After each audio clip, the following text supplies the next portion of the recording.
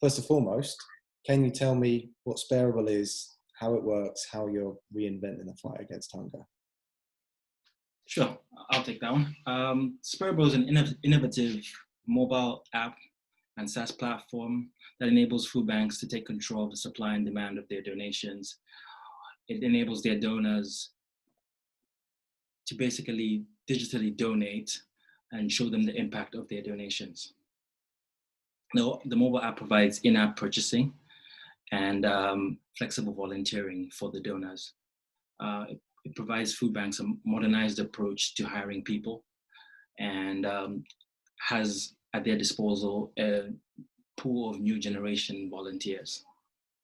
Our system has algorithms that help the food bank get more value from their donations. It monitors clearance sales at retailers and bulks everybody's donations in the app together to make a bulk volume purchase. That's getting the food bank more food than if the donors had gone to the supermarkets themselves.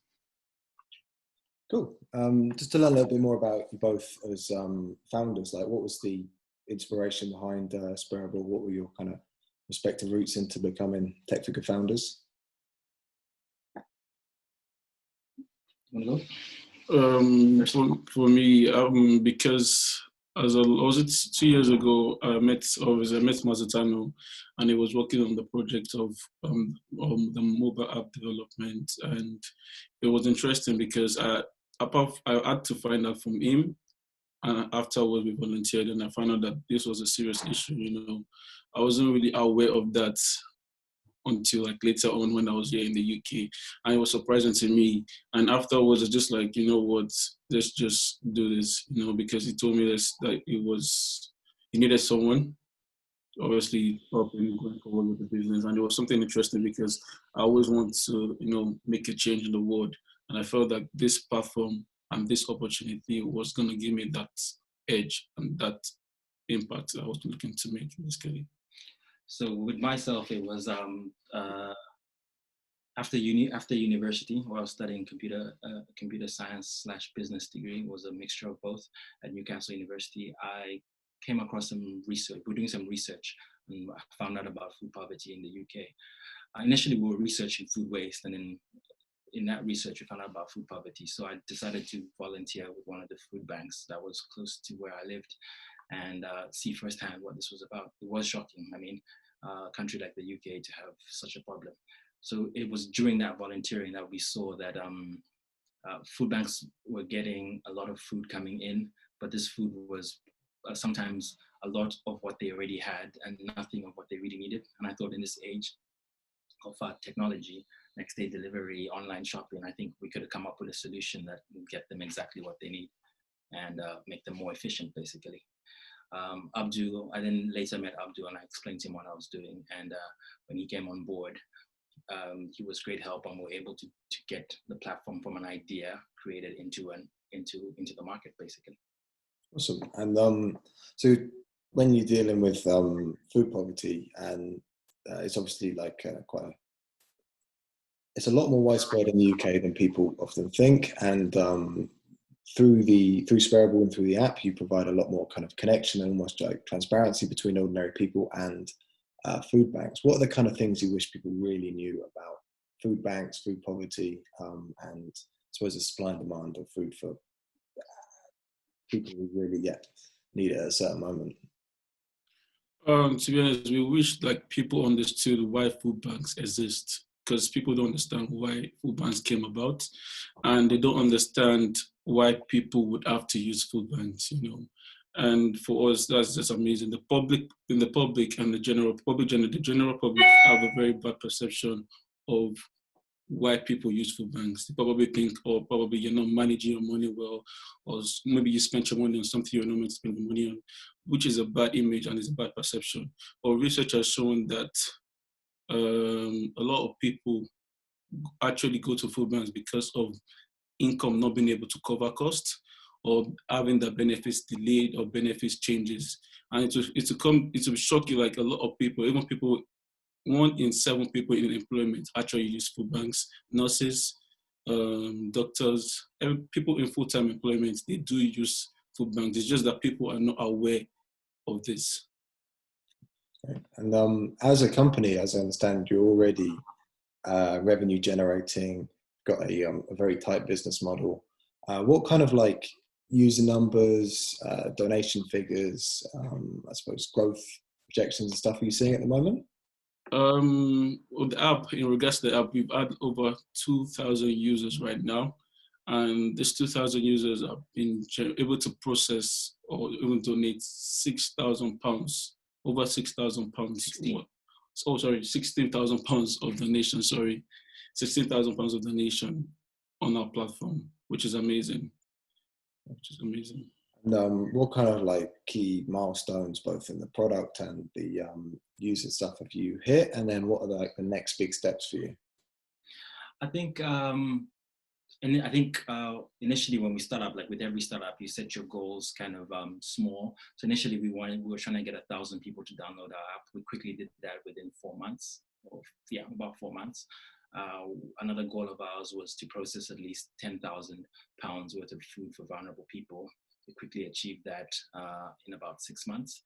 And the most important metric for us really is about the food delivery that we have. We've delivered over 10 tons of food to food banks. But the really most important thing is we were able to provide 3 tons more food than if the donors themselves had gone to the supermarket.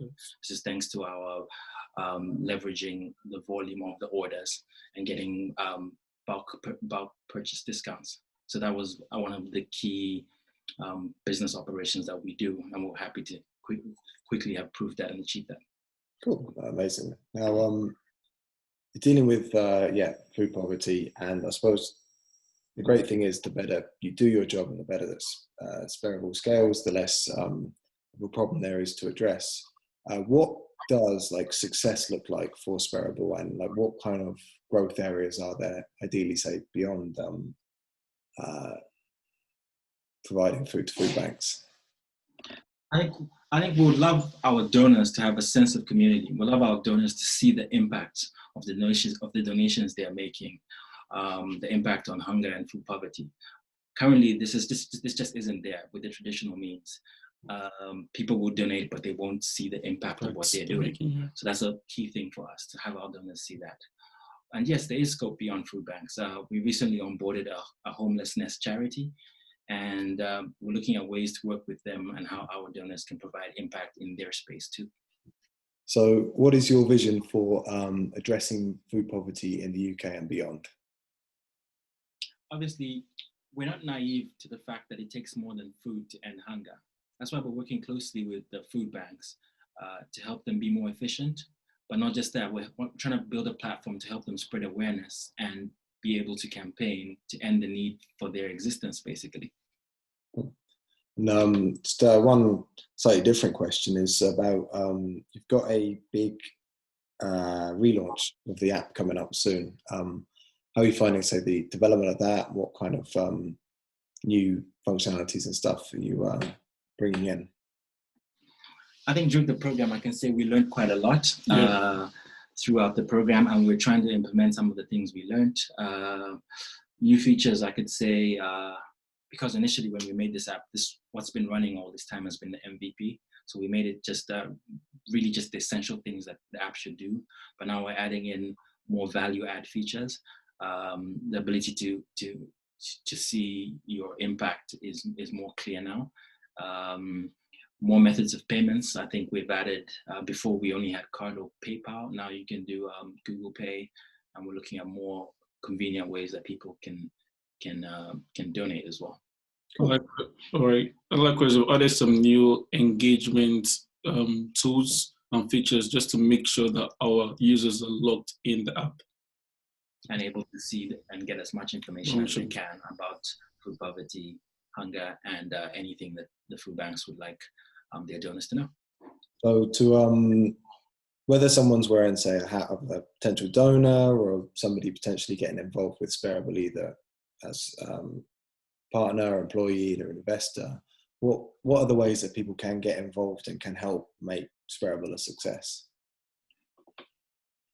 I think first of all, downloading the app is a start. Within the app, it shows you how you could help. So it's either you can donate, you can volunteer with a food bank, or you can spread the word and awareness about food poverty to other people that may not know, or people that have the wrong perception, as my colleague here mentioned. Also,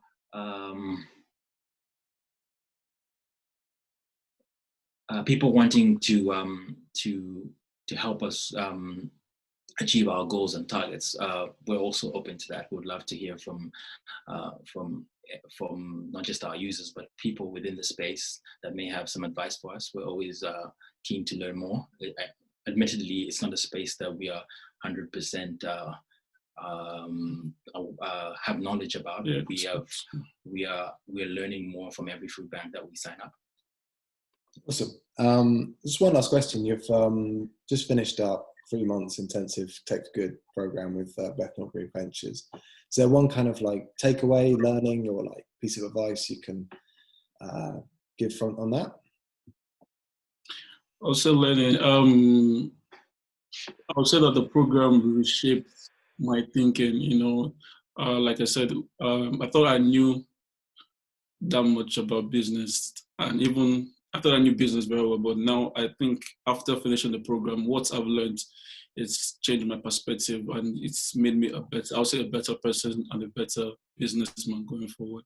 And learning about the social impact, social impact measurement and stuff like that, it's actually made us to know more and how we can actually show that. Because one of the most reasons why we joined BGV or wanted to be part of BGV was to be able to measure our impact. And I think we were able to achieve that after the end of the program, which is good.